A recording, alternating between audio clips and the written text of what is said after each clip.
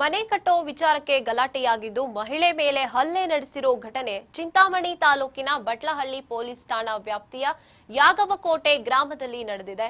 ಸದರಿ ಗ್ರಾಮದ ಸಾವಿತ್ರಮ್ಮ ಕೋಂ ನರಸಿಂಹಪ್ಪ ಸುಮಾರು 20 ವರ್ಷಗಳ ಹಿಂದೆ ಖಾಲಿ ಸೈಟ್ ಅನ್ನ ಖರೀದಿ ಮಾಡಿದ್ದು, ಇಂದು ಅಲ್ಲಿ ಪಾಯ ಹಾಕಿ ಮನೆ ನಿರ್ಮಾಣ ಮಾಡ್ತಿದ್ದಂತಹ ವೇಳೆ ಅದೇ ಗ್ರಾಮದ ಹನುಮಂತಪ್ಪ ಅನ್ನೋರು ತಗಾದಿಯನ್ನ ತೆಗೆದು ಸಾವಿತ್ರಮ್ಮ ಮೇಲೆ ಹಲ್ಲೆಯನ್ನ ನಡೆಸಿದ್ದಾನೆ.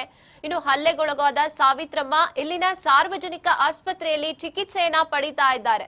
ಬಟ್ಲಹಳ್ಳಿ ಪೊಲೀಸ್ ಠಾಣೆಗೆ ಈ ದೂರನ್ನ ನೀಡಿರ್ತಾರೆ. ಇನ್ನು ಸಾವಿತ್ರಮ್ಮ 20 ವರ್ಷಗಳ ಹಿಂದೆ ಸೈಟ್ ಅನ್ನ ಖರೀದಿ ಮಾಡ್ಕೊಂಡಿದ್ದಾರೆ. ಹಾಗೇನೆ ಹನುಮಂತಪ್ಪಗೆ ಅದೇ ಸೈಟಿನ ಡಿಮ್ಯಾಂಡ್ ಕಾಫಿ ಸರದಿ ಗ್ರಾಮದ ಹಾಗೇನೆ ಗ್ರಾಮ ಪಂಚಾಯಿತಿಯಿಂದ ನೀಡಲಾಗಿದೆ ಅಂತ ಗೊತ್ತಾಗುತ್ತೆ.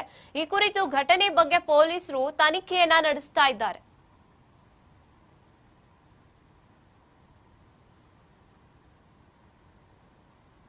నేను ఇవ్వలేదు. మళ్ళీ కంప్లైంట్ ఇచ్చా. కంప్లైంట్ ఇస్తే అట్టకపోతే వాళ్ళు ఏం చెప్పలేదు. పంచాయతీ దాకా వస్తాం పదమ్మా, పంచాయతీ దాకా వచ్చి పంచాయతీలో కూడా ఈ జమీన్ ఇచ్చిన వాళ్ళు ఏం చెప్తే అట్లా నిండే సబ్ ఇన్స్పెక్టర్ చెప్పేసి వెళ్ళిపోయా. ఆయనకు వచ్చి మళ్ళీ కట్టుకోపోమ్మా, ఈ పీడు ఏం చేసా ఆయన చెప్తే అట్లా అని లేదు అయ్యలేదు మళ్ళీ వాళ్ళు పోతాను ఫోన్ కలుపుకున్నాడు. వచ్చి మళ్ళీ బోట్లో కూడా వాడు ఏమి ఎత్తుకాలి పొద్దున్న నేను మళ్ళీ ఫోన్ చేసేపోతే మళ్ళీ వచ్చింది చేసా. 30 జనం కూలు ఉంటుంది తుగా నాకు కట్టేది గలాట వద్దులే అంటే మళ్ళీ నిలిపోయింది. మళ్ళీ నన్ను తొరిమేసా. మళ్ళీ ఏం చేసింటే నన్ను వచ్చి నన్ను పునలతో పిలిచింది. నన్ను వచ్చింది పాయలు నీకు ఎత్తి అక్కడ. నా పేరు సావిత్రం సార్. మా ఊరు ఎగుకోట. నేను అటు సైడ్ తీసుకొని 25-30 ఏళ్ళు అయింది.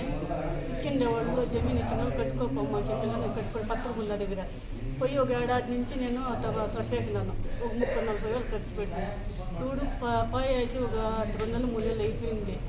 వాడు ఏం మాట్లాడలేదు. ఇప్పుడు వచ్చి నేను టిప్ వేసుకోవాల్సిన నాది వచ్చి 2 కిలోలు గలాట్ చేశా. నేను ఇవ్వలేదు. మళ్ళీ కంప్లైంట్ ఇచ్చా.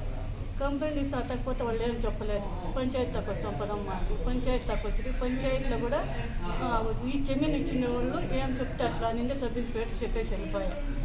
ఆయనకు వచ్చి మళ్ళీ కట్టుకోపోమ్మా, ఈ పీడు ఏం చేసా ఆయన చెప్తే అట్లా అని లేదు అయ్యలేదు మళ్ళీ వాళ్ళు పోతాను ఫోన్ కలుపుకున్నాడు. వచ్చి మళ్ళీ బోట్లో కూడా వాడు ఏమి ఎత్తుకాలి పొద్దున్న నేను మళ్ళీ ఫోన్ చేసేపోతే మళ్ళీ వచ్చింది చేసా.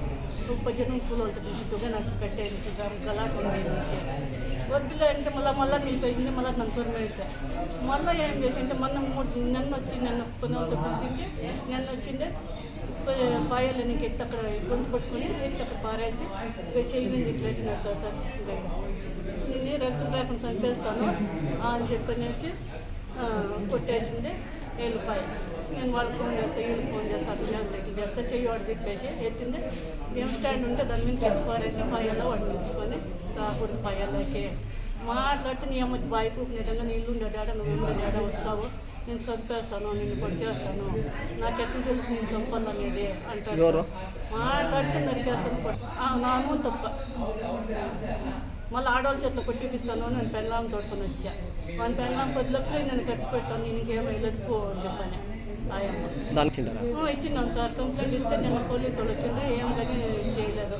నిన్నటి నుంచి నేను ఒకటి ఇలాగా ఉండాలి, ఊరే కానీ ఏం చేయలేదు. కంప్లైంట్ రాసుకొని పోయి ఏం లేదు. ఇప్పటికి ఏమి కానీ మాకు చెప్పలేదు సార్. ఇట్లా నరికినాక అట్లా వేసినాడు సార్. ఇట్లా నరికినాక అట్లా వేసి ఇట్లా గొంతు పట్టుకొని ఎత్తి స్టాండ్లోకి వేసినాడు. కోర్టులో ఏమవుతుంది కానీ నాకు న్యాయం కావాలి. నేను ఉండేది ఒకటే.